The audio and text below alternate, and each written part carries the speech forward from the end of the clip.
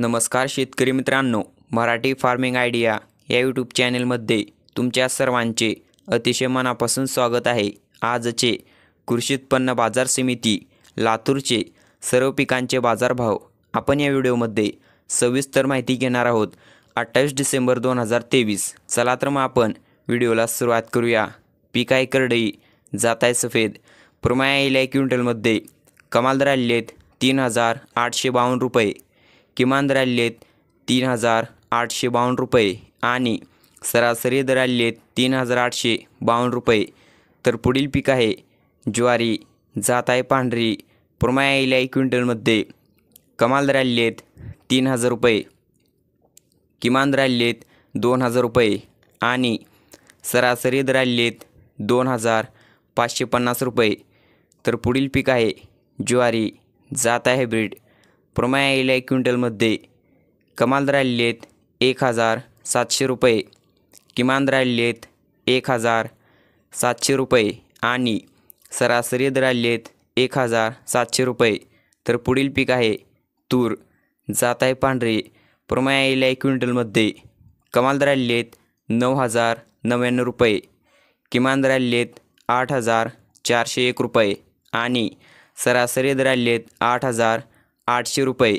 तर पुढील पीक आहे तूर, जात आहे लाल, प्रमाण येईल क्विंटलमध्ये कमाल दर आलेले आहेत 9590 रुपये, किमान दर आलेले आहेत 8000 रुपये आणि सरासरी दर आलेले आहेत 9308 रुपये।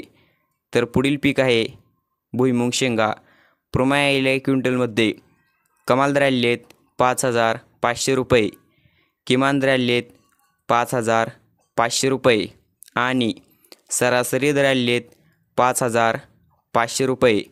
तर पुढील पीक आहे सोयाबीन, जात आहे डागी, प्रमाण येईल क्विंटलमध्ये कमाल दर आलेले आहेत 3751 रुपये, किमान दर आलेले आहेत 3751 रुपये आणि सरासरी दर आलेले आहेत 3751 रुपये। पुढील पीक आहे सोयाबीन, जात आहे पिवळा, प्रमाण येईल क्विंटलमध्ये कमाल दर आलेले आहेत 4875 रुपये, किमान दर आलेले आहेत 4301 रुपया आणि सरासरी दर आलेले आहेत 4818 रुपये।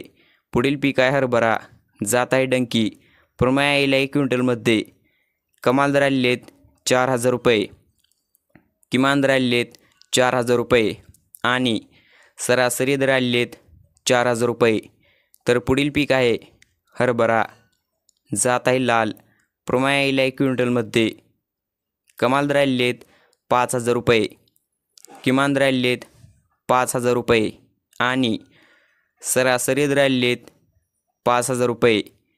तर हे होते आजचे कृषी उत्पन्न बाजार समिती लातूरचे सर्व पिकांचे बाजारभाव।